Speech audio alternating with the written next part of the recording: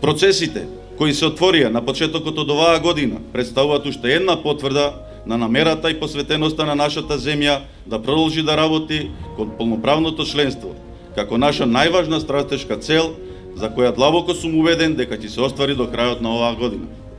Нашата татковина нема друга алтернатива, освен членството во најмоćниот модерен систем за колективна безбедност.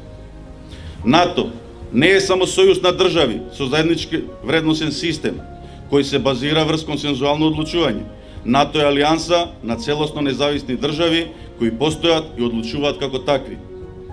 Откако целта за членство во НАТО ќе се постигне, тоа веднаш овозможува поставување нови цели, бидејќи само членството открива нови можности и станува средство за нивна реализација.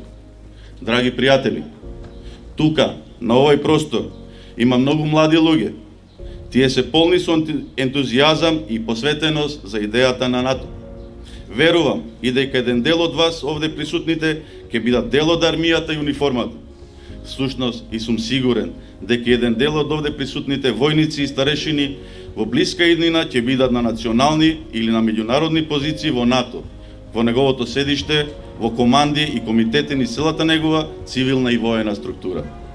Вие ќе бидете сведоци и учесници во нова фаза во развојот на алијансата и ќе работите за НАТО заради континуираното модернизирање на колективниот безбедносен систем за кој, како што кажав, не постои алтернатива. Ова ќе развие многу големи способности.